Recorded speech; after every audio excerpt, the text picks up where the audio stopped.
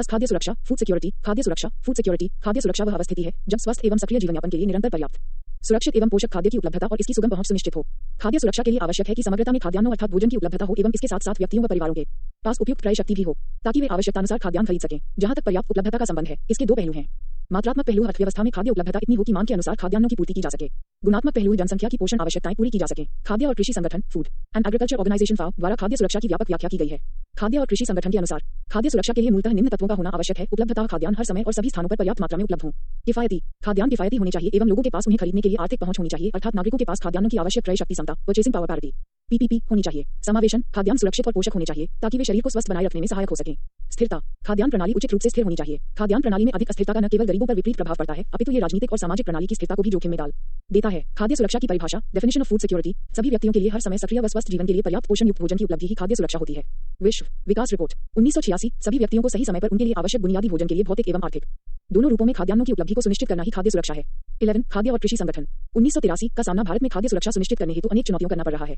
काम और आयु के अनुसार अलग अलग मात्रा में पोषण स्तर की आवश्यकता होती है, जैसे बढ़ते बच्चों, युवतियों, गर्भवती महिलाओं, कठोर श्रम में लगे मजदूरों एवं एथलीटों को ज्यादा पोषण की आवश्यकता होती है। भारत में इनमें से कई वर्गों को पर्याप्त पोषण सुनिश्चित करने की चुनौती बनी हुई है। भारत में प्राकृतिक आपदाओं के समय भी खाद्य सुरक्षा सुनिश्चित करने की चुनौती सामने आती रहती है। खाद्य सुरक्षा सुनिश्चित करने वाली योजनाओं में पर्याप्त भ्रष्टाचार होता है। इन सबके बावजूद सरकार द्वारा खाद्य सुरक्षा सुनिश्चित करने हेतु अनेक कदम उठाए जा रहे हैं। इसमें प्रमुख रूप से सार्वजनिक वितरण प्रणाली PDS तथा मध्याह्न भोजन योजना मिड डे मील स्कीम है। इसके अलावा भी वर्ग विशेष को ध्यान में रखकर कई योजनाएं चलाई जा रही हैं ताकि संबंधित वर्गों को उचित पोषण स्तर उपलब्ध कराया जा सके। खाद्य सुरक्षा का मुद्दा महत्वपूर्ण क्यों? Why is the issue of food security important? आज अंतर्राष्ट्रीय स्तर पर एवं भारत के लिए राष्ट्रीय स्तर पर खाद्य सुरक्षा का मुद्दा चिंता का विषय बनता जा रहा है। इसके पीछे निम्नलिखित कारण हैं। बढ़ती हुई जनसंख्या, संयुक्त राष्ट्र के अनुमान के अनुसार विश्व की जनसंख्या 2010 में 6.9 बिलियन थी एवं विश्व की जनसंख्या में तीव्र वृद्धि होने के परिणामस्वरूप ये 2050 में 9.6 बिलियन और 2100 में 10.9 बिलियन पहुंच जाएगी। इस प्रकार बढ़ती हुई जनसंख्या की खाद्य आवश्यकताओं के लिए खाद्य पदार्थों के उत्पादन में भी वृद्धि करनी होगी। इतनी विशाल जनसंख्या के लिए खाद्यान्न उपलब्ध करना अपने आप में एक बहुत बड़ी चुनौती होगी। कुपोषण की समस्या, संयुक्त राष्ट्र के विश्व खाद्य कार्यक्रम के अनुसार विश्व में 821 मिलियन व्यक्ति अर्थात प्रत्येक 9 व्यक्तियों में एक व्यक्ति को रात को खाली पेट सोना पड़ता है और प्रत्येक 3 व्यक्तियों में से एक व्यक्ति अल्पोषण का शिकार है। यह एक अत्यंत गंभीर चिंता का विषय है। ग्लोबल हंगर रिपोर्ट 2020 के अनुसार भारत की जनसंख्या का 14% कुपोषण का शिकार है। इन लोगों को न तो पर्याप्त मात्रा में और न ही उच्च गुणवत्ता भोजन मिल पा रहा है। का वैश्विक भुखमरी सूचकांक 2021 के अनुसार भारत में बाल पोषण की समस्या अभी भी चिंताजनक बनी हुई है। वैश्विक भुखमरी सूचकांक 2021 के अनुसार भारत में बाल पोषण की समस्या अभी भी चिंताजनक बनी हुई है। 194 नोट। भूख से निपटने के लिए आज भारत में रोटी बैंक की पहल मजबूत होती दिख रही है।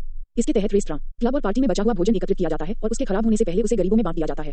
कृषि उत्पाद पर अत्यधिक निर्भरता, भूमि एक सीमित संसाधन है। कृषि भूमि को ज्यादा मात्रा में बढ़ाया नहीं जा सकता है, बल्कि बढ़ते हुए शहरीकरण एवं संरचनात्मक विकास के चलते कृषि योग्य भूमि का आकार सिकुड़ता जा रहा है। इससे कृषि पर निर्भरता अत्यधिक बढ़ती जा रही है। भारत में भी कृषि उत्पादन की तुलना में जनसंख्या अत्यधिक तीव्र गति से बढ़ रही है। ऐसे में बढ़ती हुई मांग की तुलना में आपूर्ति बहुत कम हो रही है। भारत में भूमि की उत्पादकता की दर भी अन्य विकसित देशों की तुलना में कम है। बदलती उपभोग प्रवृत्तियां, जैसे जैसे लोगों की आय का स्तर बढ़ रहा है उसी के अनुरूप उनकी उपभोग प्रवृत्तियां भी बदल रही हैं एवं इसके साथ साथ उपभोग की मात्रा बढ़ रही है। आज मध्यम वर्ग व उच्च वर्ग की खाद्य आवश्यकताएं विविध होती जा रही हैं। लोग प्रोटीन, विटामिन, फल, सब्जी, दाल, अंडा, दूध व दूध के उत्पाद एवं मांस आदि की अत्यधिक मांग कर रहे हैं। एक अनुमान के अनुसार 2050 तक विश्व की 70% जनसंख्या शहरों में निवास करेगी एवं इस प्रकार इतनी अधिक मात्रा में इन वस्तुओं की पूर्ति कर पाना चिंता का विषय बन रहा है। जलवायु परिवर्तन भी चिंता का एक महत्वपूर्ण विषय बनकर उभर रहा है। जलवायु में होने वाले परिवर्तनों के कारण कृषि उत्पादकता पर भी इसका प्रभाव पड़ रहा है। मांस उद्योग भी जलवायु परिवर्तन के कारण प्रभावित हो रहा है। जैसे मछलियों का उत्पादन समुद्र के पानी के तापमान से प्रभावित हो रहा है।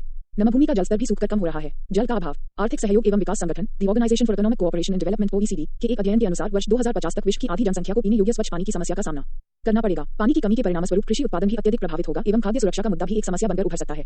भारत में कृषि जोत का छोटा आकार, भारत में अधिकतर किसान छोटे या मध्यम श्रेणी के हैं एवं उनके पास जोत का आकार भी अत्यंत कम है।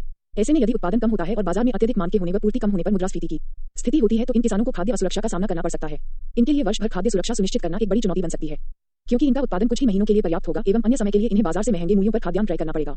बढ़ती हुई प्राकृतिक आपदाएं भी खाद्य सुरक्षा के लिए एक गंभीर समस्या बन रही हैं। लगातार बाढ़, सूखा, अकाल, सुनामी, भूस्खलन इत्यादि आपदाएं खाद्य वस्तुओं के उत्पादन को कम करके चुनौतियां खड़ी कर रही हैं। सतत विकास लक्ष्य 2, भुखमरी समाप्त करना, खाद्य सुरक्षा और बेहतर पोषण हासिल करना तथा सतत कृषि को बढ़ावा देना, sustainable development goals 2 and hunger, achieve food security and improve nutrition and promote sustainable agriculture. 2030 तक भुखमरी समाप्त करना और सभी लोगों, विशेष रूप से गरीब और दयनीय स्थितियों में रह रहे लोगों और शिशुओं को वर्ष भर सुरक्षित, पोषक और पर्याप्त भोजन उपलब्ध कराना। 2030 तक कुपोषण के सभी रूपों को समाप्त करने सहित 5 वर्ष से कम आयु के बच्चों को कमजोरी और विकास को अवरुद्ध करने संबंधी अंतर्राष्ट्रीय रूप से सहमत लक्ष्यों को 2025 तक प्राप्त करना और किशोरियों, गर्भवती तथा स्तनपान कराने वाली महिलाओं और वृद्धों की पोषण आवश्यकताओं को पूरा करना। 2030 तक मूल्यवर्धित और गैर कृषि रोजगार के लिए भूमि, अन्य उत्पादक संसाधनों और आदानों, जानकारी, वित्तीय सेवाएं, बाजार और अवसरों के सुरक्षित और समान अवसरों के माध्यम से लघु उद्योग खाद्य उत्पादकों, विशेष रूप से महिलाओं, स्वदेशी लोगों, किसान परिवारों, चरवाहों तथा मछुआरों के कृषि उत्पादकता और आय को दोगुना करना। 2030 तक सतत खाद्य उत्पादन प्रणाली सुनिश्चित करना और लचीली कृषि पद्धति को कार्यान्वित करना जो उत्पादकता और उत्पादन में वृद्धि करे, जो परिस्थितिकी तंत्र बनाए रखने में मदद करें, जो मौसम परिवर्तन, प्रतिकूल वातावरण, सूखा, बाढ़ और अन्य आपदाओं को सहन करने में सक्षम हो और उत्तरोत्तर मदद करे, भूमि और मृदा की गुणवत्ता में सुधार करती रहे। विकासशील देशों, विशेष रूप से न्यून विकसित देशों में कृषि उत्पादन क्षमता में वृद्धि करने के लिए ग्रामीण अवसंरचना, कृषि अनुसंधान और विस्तार सेवाओं, प्रौद्योगिकी विकास तथा पौध और पशुधन जीन बैंकों में वर्धित अंतर्राष्ट्रीय सहयोग सहित निवेश बढ़ाना। दोहा विकास कार्यसूची के अधिदेश के अनुसार कृषि निर्यात आर्थिक सहायता के सभी रूपों और सभी निर्यात उपायों के समान प्रभाव के समानांतर विलोपन से विश्व कृषि बाजार में सही और नियंत्रित व्यापार प्रतिबंध और विरूपण खाद्य वस्तु बाजारों और उनके व्युत्पन्नों का उचित कार्यकरण सुनिश्चित करने तथा खाद्य भंडारों सहित बाजार सूचना की समय पर उपलब्धता को सुसाध्य बनाने हेतु उपायों को अपनाना ताकि खाद्य कीमतों में तीव्र उतार चढ़ाव को नियंत्रित करने में सहायता की जा सके। 195 खाद्य सुरक्षा, भूखमरी और पोषण से संबंधित तथ्य, facts about food security. Hunger and nutrition. वैश्विक रूप से विकासशील देशों में अल्पपोषित लोगों का अनुपात 1990 के दशक की तुलना में लगभग आधा हो गया है। वर्ष 1990-1992 में 23.3% से घटकर वर्ष 2014-2016 के खाद्य सुरक्षा नेटवर्क एवं सरकार द्वारा खाद्य सुरक्षा हेतु शुरू किए गए विभिन्न कार्यक्रम food security network and various food security programme started by the government. खाद्य सुरक्षा प्राप्त करना आज सबसे महत्वपूर्ण वैश्विक मुद्दा बन बीच यह आंकड़ा 12.9% हो गया। गौरतलब है कि पूरी दुनिया चुका है। संयुक्त राष्ट्र द्वारा तय किए गए सतत विकास लक्ष्यों SDGs में 9 में से एक व्यक्ति लगभग 795 मिलियन अभी भी अल्पपोषकता का शिकार है। विश्व में भूखे लोगों की अधिकांश जनसंख्या विकासशील देशों में निवास करती है, जहां जनसंख्या का 12.9% अल्पपोषित है। एशिया सर्वाधिक भूखे लोगों के महाद्वीप के रूप में जाना जाता है। गौरतलब है कि कुल भूखे लोगों की 2/3 जनसंख्या यही निवास करती है। हाल के वर्षों में दक्षिण एशिया में इस प्रतिशत में काफी गिरावट आई है, किंतु पश्चिम एशिया में इसके आंकड़ों में मामूली वृद्धि दर्ज की गई है। अफ्रीका के उपसहारा क्षेत्र में भूख की उच्चतम दर जनसंख्या की प्रतिशतता के मामले में पाई जाती है। वहां हर चौथा व्यक्ति अल्पपोषण अंडरनरिश्ड का शिकार है। 5 वर्ष से कम आयु के बच्चों की लगभग आधी मौतें लगभग 45% खराब पोषण के चलते होती हैं। ज्ञात है कि प्रत्येक वर्ष 3.1 मिलियन बच्चे खराब पोषण के कारण मरते हैं। विश्व में 4 में से एक बच्चा अल्पविकसित स्थिति स्टैंडर्ड में एक लक्ष्य शून्य भूख के स्तर को हासिल करना भी है। भारत का लक्ष्य भी देश में भूख की समस्या को हल करना है एवं यहाँ की संपूर्ण जनसंख्या को खाद्य सुरक्षा सुनिश्चित करना है। इसलिए खाद्य सुरक्षा के मात्रात्मक और गुणात्मक पहलुओं के समाधान के लिए भारत सरकार ने खाद्य आधारित सुरक्षा नेटवर्क अपनाया है। मिशन पोषण 2.0, मिशन पोषण 2.0 यह एक एकीकृत पोषण समर्थन कार्यक्रम है। ये बच्चों, किशोरियों, गर्भवती महिलाओं और दुग्धपान कराने वाली माताओं में कुपोषण की चुनौतियों का समाधान करता है। जननी शिशु सुरक्षा कार्यक्रम, जननी शिशु सुरक्षा कार्यक्रम राष्ट्रीय ग्रामीण स्वास्थ्य मिशन के अंतर्गत प्रजनन एवं शिशु स्वास्थ्य कार्यक्रम के तहत माता एवं शिशु मृत्यु दर को कम करना प्रमुख लक्ष्य रहा है। इसके लिए स्वास्थ्य एवं परिवार कल्याण मंत्रालय द्वारा 1 जून 2011 को गर्भवती महिलाओं तथा रुग्ण शिशुओं को बेहतर स्वास्थ्य ग्रोथ का शिकार है विकासशील देशों में यही अनुपात बढ़कर सुविधाएं प्रदान करने के लिए जननी शिशु सुरक्षा कार्यक्रम आरंभ किया गया था। इस योजना के अंतर्गत मुफ्त सेवा प्रदान करने पर बल दिया गया है। 3 में से 1 बच्चे का हो गया है। विकासशील देशों में प्राथमिक विद्यालय की आयु के 66 मिलियन बच्चे भूखे पेट विद्यालय जाते हैं, जबकि अकेले अफ्रीका में यही आंकड़ा 23 मिलियन है। विश्व में सबसे ज्यादा रोजगार देने वाले क्षेत्रों में कृषि क्षेत्र है, जो कि आज की 40% वैश्विक जनसंख्या की आजीविका उपलब्ध कराता है। ये गरीब ग्रामीण परिवारों के आय व रोजगार का सबसे बड़ा स्रोत है। विकासशील देशों में उपभोग किया जाने वाला 80% भोजन विश्व भर में पाई जाने वाली 500 मिलियन छोटी जोतों से प्राप्त होता है। गौरतलब है कि ये जोतें अभी भी अधिकांशतः वर्षा सिंचित हैं। छोटी जोतों के स्वामित्व वाले कृषकों के लिए निवेश करना गरीबों की खाद्य सुरक्षा व पोषण में वृद्धि करने तथा साथ ही स्थानीय व वैश्विक बाजार के लिए खाद्य उत्पादन करने का एक महत्वपूर्ण तरीका है। वर्ष 1990 में 53% भारतीय बच्चे कुपोषण malnourished का शिकार थे। वर्ष 2015 में ये कुपोषण घटकर 40% हो गया। 196 योजना के तहत गर्भवती महिलाओं को मुफ्त में प्रजनन सुविधाएं, सीजरियन ऑपरेशन समेत दवाएं, खाद्य सामग्री, जरूरत पड़ने पर मुफ्त में खून दिया जाना, सामान्य प्रजनन के मामले में 3 दिनों एवं C-सेक्शन के मामले में 7 दिनों तक मुफ्त पोषाहार प्रदान करना शामिल है। साथ ही घर से स्वास्थ्य केंद्र जाने एवं वापसी के लिए मुफ्त यातायात सुविधा प्रदान की जाती है। इसी प्रकार की सुविधा सभी नवजात शिशुओं के लिए भी प्रदान की जाती है। जन्म से 30 दिनों तक रुग्ण नवजात शिशु हेतु सभी दवाएं और अपेक्षित खाद्य सामग्री मुफ्त में मुहैया कराई जाती है। जननी शिशु सुरक्षा कार्यक्रम की शुरुआत से गर्भवती महिलाओं को पोषण सुरक्षा प्राप्त होने के साथ साथ अच्छी प्रसव सेवाएं प्रदान करने की कोशिश की गई है। इससे मातृ एवं शिशु मृत्यु दर को घटाने एवं उनकी रुग्णता को ठीक करने में सहायता मिलेगी। एकीकृत बाल विकास सेवा scheme, integrated child development services scheme, Bharat सरकार द्वारा 2 अक्टूबर 1975 को एकीकृत बाल विकास सेवा ICDS स्कीम की शुरुआत की गई। केंद्र प्रायोजित ये योजना 6 वर्ष तक की आयु के बच्चों, गर्भवती महिलाओं और स्तनपान कराने वाली माताओं के लिए पूरे विश्व में बाल विकास एवं सेवा कार्यक्रमों संबंधी योजनाओं में सबसे बड़ी है। इस योजना के उद्देश्य है भारतीय अर्थव्यवस्था 1 अक्टूबर 2007 से शिक्षा के उच्च प्राथमिक स्तर कक्षा V से V तक के बच्चों के लिए 3479 शैक्षिक रूप से पिछड़े ब्लॉकों में किया गया। इसमें कक्षा V से 8 तक के लगभग 1.7 करोड़ अतिरिक्त 0-6 वर्ष के आयु वर्ग के बच्चों की पोषण और स्वास्थ्य स्थिति में बच्चों को शामिल किया गया। इसके बाद वित्तीय वर्ष 2008-09 में 1 अप्रैल 2008 से मध्याह्न भोजन योजना के अंतर्गत पूरे देश के सभी सुधार करना, बच्चे के उचित मनोवैज्ञानिक, शारीरिक और सामाजिक विकास के सरकारी स्कूलों, सरकारी सहायता प्राप्त स्कूलों तथा सर्व शिक्षा अभियान ये नींव रखना में शामिल सभी संस्थानों में प्राथमिक व उच्च प्राथमिक कक्षाओं में पढ़ रहे बच्चों को शामिल कर लिया गया। मृत्यु दर, रोग, कुपोषण और स्कूल छोड़ने जैसी समस्याओं को कम करना, बाल विकास को बढ़ावा देने के लिए विभिन्न विभागों के बीच नीति और कार्यान्वयन का प्रभावी समन्वय प्राप्त करना, माताओं को उचित पोषण और स्वास्थ्य शिक्षा के माध्यम से सामान्य स्वास्थ्य और पोषण संबंधी आवश्यकताओं की देखभाल करने की क्षमता बढ़ाने के लिए प्रयास करना। इस कार्यक्रम में प्राथमिक स्तर के बच्चों को 450 कैलोरी और 12 ग्राम प्रोटीन का मध्याह्न भोजन मुहैया कराया जाता है। प्राथमिक स्तर से ऊपर के बच्चों के लिए 700 कैलोरी और 20 ग्राम प्रोटीन का पोषाहार निश्चित किया गया है। मध्याह्न भोजन योजना में भोजन तैयार करने का खर्च केंद्र और पूर्वोत्तर राज्य, 3 हिमालयी राज्यों सहित 90:10 के एकीकृत बाल विकास सेवा योजना के अंतर्गत प्रदान की जाने अनुपात में केंद्र तथा गैर पूर्वोत्तर राज्य, विधानसभा वाले संघ राज्य क्षेत्र वाली सेवाएं, पूरक पोषण, प्रतिरक्षा, स्वास्थ्य जांच और रेफरल सेवाएं, प्री स्कूल गैर औपचारिक शिक्षा, पोषण और स्वास्थ्य शिक्षा, स्वास्थ्य और परिवार कल्याण मंत्रालय के तहत राष्ट्रीय ग्रामीण स्वास्थ्य मिशन और सार्वजनिक स्वास्थ्य प्रणाली के माध्यम से प्रतिरक्षा, स्वास्थ्य जांच और रेफरल सेवाएं मुहैया कराई जा रही हैं। एकीकृत बाल विकास सेवा योजना का कार्यान्वयन आंगनबाड़ी केंद्रों के माध्यम से किया जा रहा है। मध्याह्न भोजन योजना, मिड डे मील स्कीम, प्राथमिक शिक्षा को पोषण युक्त सहारा देने के लिए राष्ट्रीय कार्यक्रम। मध्याह्न भोजन योजना, मिड डे मील स्कीम की शुरुआत 1995 में केंद्र सरकार द्वारा की गई। इस योजना का मुख्य उद्देश्य स्कूलों में बच्चों की उपस्थिति को बढ़ाना, बच्चों के नियमित रूप से स्कूल आने को प्रोत्साहित करना तथा बच्चों द्वारा स्कूल छोड़ने की समस्या को कम करना है। इस योजना में यह भी प्रयास किया जा रहा है कि प्राथमिक स्कूल के बच्चों को बेहतर पोषण अर्थात पौष्टिक आहार उपलब्ध कराया जा सके। ये कार्यक्रम मूल रूप से देश के 2408 ब्लॉकों में 15 अगस्त 1995 को प्रारंभ किया था। 1997-98 तक इसे देश के समस्त ब्लॉकों में लागू कर दिया गया। मध्याह्न भोजन योजना कार्यक्रम विश्व का सबसे बड़ा पोषणकारी कार्यक्रम है, जिसके तहत 12 लाख स्कूलों के माध्यम से लगभग 12 करोड़ बच्चों को भोजन उपलब्ध कराया जा रहा है। इन बच्चों में सरकारी विद्यालयों, स्थानीय निकायों सहित सरकारी सहायता प्राप्त विद्यालयों और शिक्षा गारंटी योजना एवं वैकल्पिक तथा नवीन शिक्षा स्कीमों के अंतर्गत चलाए जा रहे केंद्रों में प्राथमिक स्तर कक्षा V तक पर शिक्षा प्राप्त कर रहे बच्चे शामिल हैं। इस कार्यक्रम का विस्तार दिनांक सहित 60:40 के अनुपात में उठाते हैं। केंद्र सरकार ने वर्ष 2007-08 में प्रत्येक 2 वर्ष में एक बार खाना पकाने की लागत के प्रति केंद्रीय सहायता का परिकलन करने के लिए मुद्रास्फीति समायोजित सूचकांक उपभोक्ता मूल्य सूचकांक को शामिल किए जाने की भी अनुमति दी है। अंत्योदय अन्न योजना आय राष्ट्रीय प्रतिदर्श सर्वेक्षण कार्यालय (NSSO) के अनुसार देश की 5% जनसंख्या 2 वक्त के भोजन के अभाव में जीवन जीने को मजबूर है। भारत सरकार द्वारा इसी सबसे गरीब वर्ग poorest of the poor को ध्यान में रखते हुए 25 दिसंबर 2000 को अंत्योदय अन्न योजना की शुरुआत की गई। इसके अंतर्गत लक्षित सार्वजनिक वितरण प्रणाली के अधीन कवर किए गए गरीबी रेखा से नीचे के परिवारों में से सबसे गरीब 1 करोड़ परिवारों को चिन्हित किया गया था। इन 1 करोड़ परिवारों की क्रय शक्ति गरीबी रेखा से नीचे रहने वाले व्यक्तियों की अपेक्षा भी बहुत कम थी। इसलिए सरकार द्वारा इन 1 करोड़ परिवारों को अधिक सब्सिडी प्रदान की गई। इन चिन्हित परिवारों को 2 रुपए प्रति किग्रा की दर से गेहूं तथा 3 रुपए प्रति किग्रा की दर से चावल मुहैया कराया जाता है। शुरुआत में प्रतिमाह 25 किग्रा अनाज दिया जाता था, जिसे 1 अप्रैल 2002 से 35 किग्रा प्रतिमाह कर दिया गया है। अंत्योदय अन्न योजना के अंतर्गत आज लगभग 2.5 करोड़ से अधिक सबसे गरीब परिवारों को अनाज उपलब्ध कराया जा रहा है। इस प्रकार सरकार सबसे गरीब वर्ग को भी खाद्यान्न प्रदान करके खाद्य सुरक्षा के अपने लक्ष्य को प्राप्त करने हेतु प्रयासरत है। अन्नपूर्णा योजना ग्रामीण विकास मंत्रालय ने वर्ष 2001 में इस योजना की शुरुआत की थी। खाद्य और सार्वजनिक वितरण विभाग ग्रामीण विकास मंत्रालय द्वारा अनुमानित आवश्यकता के अनुसार अनाज आवंटित करता है। इस 197 योजना में 65 वर्ष या उससे अधिक उम्र के उन बुजुर्गों को शामिल किया गया है जिन्हें वृद्धावस्था पेंशन योजना का लाभ नहीं मिल रहा है। ऐसे प्रत्येक बुजुर्ग को प्रतिमाह 10 किग्रा अनाज, गेहूं या चावल मुफ्त दिया जाता है। इस प्रकार इस योजना के द्वारा उन वृद्ध व्यक्तियों को खाद्य सुरक्षा प्रदान करने का प्रयास किया गया है जिन्हें राष्ट्रीय वृद्धावस्था पेंशन योजना या कोई अन्य राज्य पेंशन योजना का लाभ नहीं मिल रहा है। राष्ट्रीय खाद्य सुरक्षा अधिनियम 2013 national food security act 2013 Bharat सरकार ने 10 सितंबर 2013 को राष्ट्रीय खाद्य सुरक्षा अधिनियम 2013 अधिसूचित कर दिया। राष्ट्रीय खाद्य सुरक्षा अधिनियम 2013 भारतीय संविधान के भाग 4 में राज्य के नीति निदेशक तत्वों के अंतर्गत अनुच्छेद 47 में उल्लेखित राज्य का कर्तव्य है कि वह लोगों के पोषण तथा जीवन स्तर को ऊंचा करने एवं लोक स्वास्थ्य में सुधार को सुनिश्चित करे को प्रभावी करने हेतु भारत सरकार द्वारा निर्मित किया गया है, जो देश की लगभग 2/3 आबादी 67% को भोजन का कानूनी अधिकार प्रदान करता है।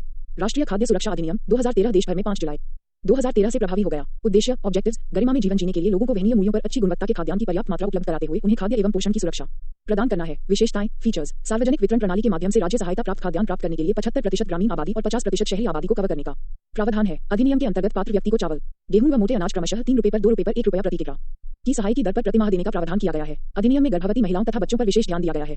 गर्भवती महिलाएं तथा स्तनपान कराने वाली माताएं गर्भावस्था के दौरान तथा बच्चे के जन्म के 6 माह बाद भोजन के अलावा कम से कम 6000 रुपए मातृत्व लाभ प्राप्त करने की भी हकदार होंगी। खाद्यान्न की आपूर्ति न किए जाने की स्थिति में पात्र व्यक्ति लाभार्थी खाद्य सुरक्षा भत्ता प्राप्त करेंगे। यह अधिनियम देश के नागरिकों को खाद्य सुरक्षा की कानूनी गारंटी प्रदान करता है। इसका क्रियान्वयन सार्वजनिक वितरण प्रणाली के माध्यम से किया जा रहा है। अधिनियम में राज्यों तथा संघ शासित क्षेत्रों में कार्यान्वयन की निगरानी एवं समीक्षा हेतु खाद्य आयोग तथा जिला स्तर पर शिकायत निवारण तंत्र गठित करने का प्रावधान किया गया है। 198 पात्र परिवारों की पहचान करना तथा उनको राशन कार्ड जारी करना राज्य सरकारों के अधीन है। राशन कार्ड पर 18 वर्ष या इससे अधिक उम्र की महिलाओं को मुखिया के तौर पर नामित करने एवं ऐसा नहीं होने पर परिवार के सबसे वरिष्ठ सदस्य को मुखिया के तौर पर नामित करने का प्रावधान किया गया है। पीडीएस प्रणाली को सुदृढ़ करने, लीकेज एवं भ्रष्टाचार को समाप्त करने हेतु अलग से प्रावधान किया गया है, जिसमें उन्नत तकनीक का इस्तेमाल भी शामिल है। नोट: यह अधिनियम अंत्योदय अन्न योजना के अति गरीब परिवारों को भी शामिल करता है, जिन्हें पूर्व प्रावधानों के अनुसार 35 किग्रा अनाज प्रति परिवार प्रतिमाह किफायती दर पर दिया जाता रहेगा। चंडीगढ़, पुदुचेरी तथा दादरा और नगर हवेली शहरी क्षेत्रों में ये कानून नकद अंतरण रूप में लागू किया जा रहा है, जिसके तहत खाद्य सब्सिडी लाभार्थी के बैंक खाते में भेज दी जाती है, जिससे लाभार्थी अपनी पसंद के अनाज खुले बाजार से खरीद सकते हैं। राष्ट्रीय खाद्य सुरक्षा अधिनियम के समक्ष उपस्थित चुनौतियां challenges before the national food security act. राष्ट्रीय खाद्य सुरक्षा अधिनियम के लागू होने से राजस्व व्यय अत्यधिक बढ़ गया है। इसे लागू करने की लागत अत्यधिक है। सार्वजनिक वितरण प्रणाली में भारी रिसाव व चोरी एक अत्यंत चिंता का विषय है। सार्वजनिक वितरण प्रणाली में व्यापक भ्रष्टाचार आज भी विद्यमान है। लाभार्थियों की पहचान करना भी एक बहुत गंभीर समस्या बनी हुई है। यद्यपि अधिनियम में 67% जनसंख्या को लाभार्थियों की श्रेणी में शामिल करने की बात कही गई है, लेकिन ये स्पष्ट नहीं किया गया है कि इनका चयन कैसे किया जाए। लाभार्थियों की पहचान हेतु कोई स्पष्ट मानक नहीं अपनाए गए हैं। राष्ट्रीय खाद्य सुरक्षा अधिनियम के क्रियान्वयन हेतु सरकार को खाद्यान्न का बड़ा स्टॉक अपने पास रखना पड़ रहा है, लेकिन भारतीय खाद्य निगम के पास इतनी भंडारण एवं संग्रहण क्षमता नहीं है, अर्थात इतने अधिक खाद्यान्नों को अच्छी तरह से भंडारगृह में रखना भी एक समस्या बनी हुई है। प्राकृतिक आपदाओं जैसे अकाल, बाढ़, चक्रवात, सुनामी इत्यादि के आने पर खाद्यान्नों का आयात करना पड़ सकता है, जिसकी वजह से चालू खाते का घाटा बढ़ने की संभावना उत्पन्न हो सकती है। खाद्य सुरक्षा में भोजन एवं मुद्रा के बीच का अंतर स्पष्ट करना अत्यंत महत्वपूर्ण है। किसी प्रकार का मौद्रिक भत्ता देने से खाद्यान्न प्राप्ति के अधिकार को सुनिश्चित नहीं किया जा सकता है, विशेषकर प्राकृतिक आपदाओं जैसे अकाल या बाढ़ के समय, जब बाजार में खाद्य पदार्थों की कीमतें सामान्यतया अधिक होती हैं। भारतीय चिकित्सा अनुसंधान परिषद के अनुसार प्रत्येक वयस्क व्यक्ति को प्रतिमाह लगभग 11 से 14 किलोग्राम खाद्य पदार्थों की आवश्यकता होती है, जबकि राष्ट्रीय खाद्य सुरक्षा के अंतर्गत केवल 5 किलोग्राम खाद्यान्न ही प्रति व्यक्ति उपलब्ध कराया जा रहा है। इस प्रकार व्यक्ति की खाद्य आवश्यकताओं को कैसे पूरा किया जा सकता है? राष्ट्रीय खाद्य सुरक्षा अधिनियम गेहूं, चावल एवं मोटे अनाज पर केंद्रित है, इसलिए सरकार इन खाद्य पदार्थों के उत्पादन को अधिक बढ़ावा दे रही है।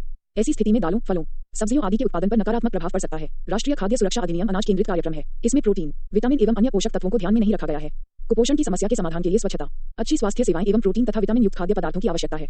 अकेले न्यूनतम खाद्य सुरक्षा सुनिश्चित करके कुपोषण की समस्या का समाधान नहीं किया जा सकता है। राज्य सरकारों के पास वित्त का अभाव भी चिंता का विषय बन गया है। राष्ट्रीय खाद्य सुरक्षा अधिनियम के कार्यान्वयन हेतु समस्त अनाज केंद्र सरकार द्वारा राज्यों को उपलब्ध कराया जा रहा है, लेकिन राज्यों से यह अपेक्षा रखी गई है कि वे ये सुनिश्चित करेंगे कि अनाज लक्षित लोगों तक पहुंच जाए।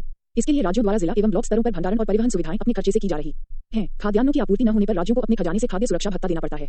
प्रधानमंत्री गरीब कल्याण अन्न योजना। प्रधानमंत्री गरीब कल्याण अन्न योजना देश में कोविड-19 महामारी के कारण लॉकडाउन होने के पश्चात भारत सरकार द्वारा गरीबों और वंचितों को खाद्य सुरक्षा सुनिश्चित करवाने के उद्देश्य से प्रधानमंत्री गरीब कल्याण अन्न योजना की शुरुआत की गई।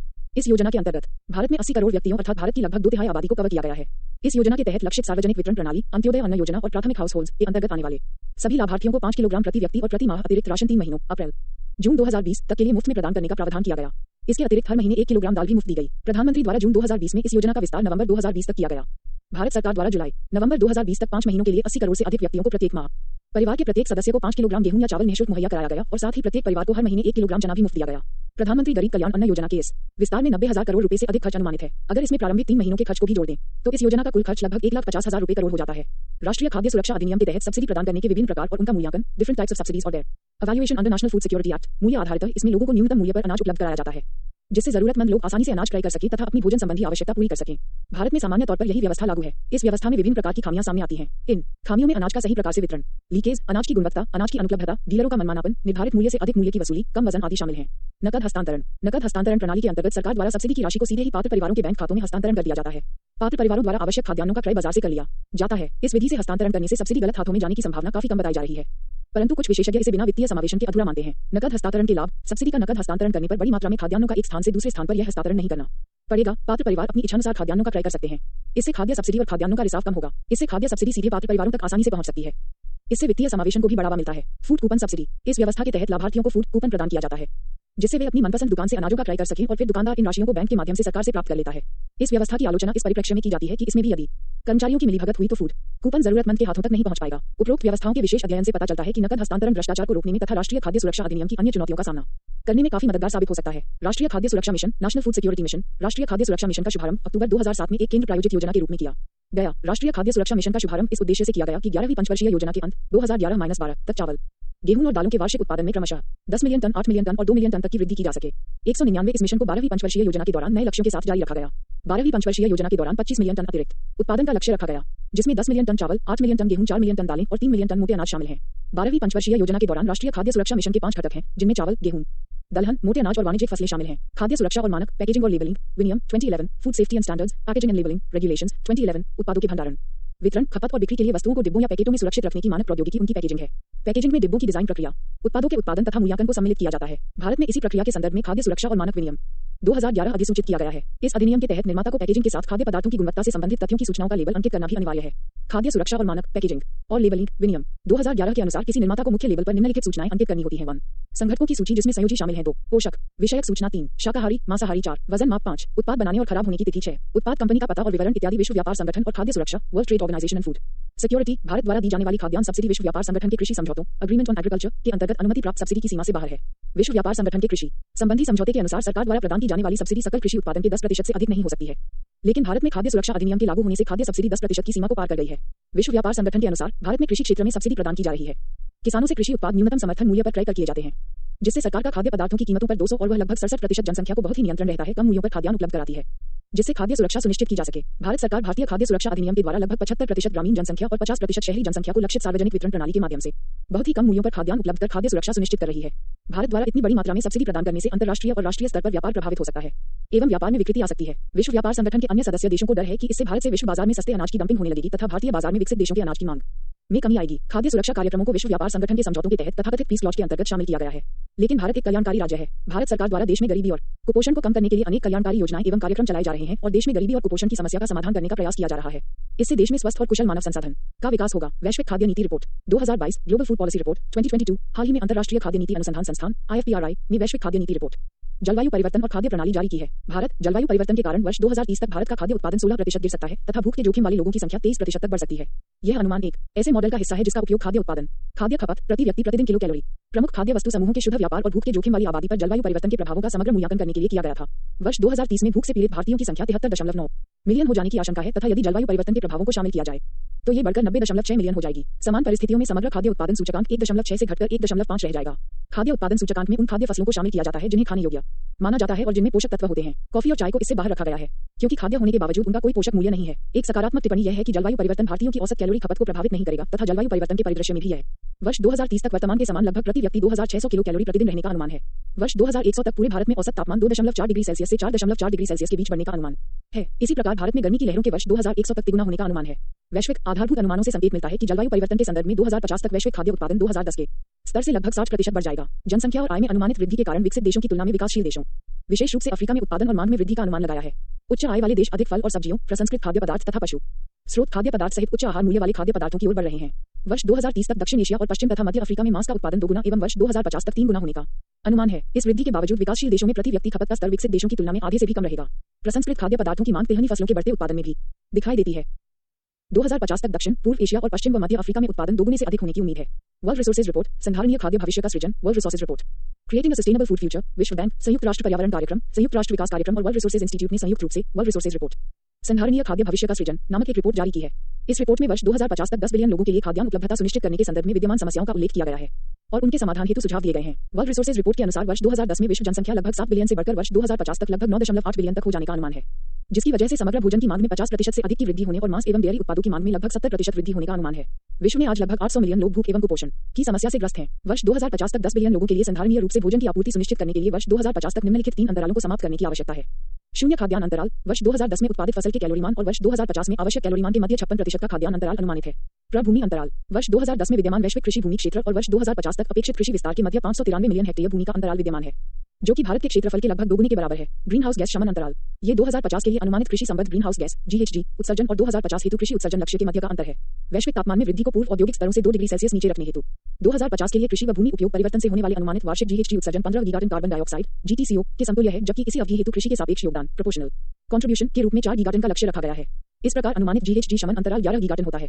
तापमान वृद्धि को 1.5 डिग्री सेल्सियस तक सीमित रखने हेतु 4 गीगाटन के लक्ष्य को पाना आवश्यक है। साथ ही सैकड़ों मिलियन कृषि भूमि को भी मुक्त कर वन क्षेत्र की वृद्धि करनी होगी। इस रिपोर्ट में इन अंतरालों को समाप्त करने के लिए 5 कार्यक्रम सुझाए गए हैं। खाद्य और कृषि उत्पादों की मांग में वृद्धि को कम करना, कृषि भूमि का विस्तार किए बिना खाद्यान्न उत्पादन में वृद्धि करना, प्राकृतिक पारिस्थितिक तंत्रों की रक्षा और पुनर्स्थापना करना, मत्स्य प्रबंधन के माध्यम से मछली की आपूर्ति में वृद्धि करना, कृषि उत्पादन कार्यों से होने वाले ग्रीन हाउस गैस उत्सर्जन को कम करना। 201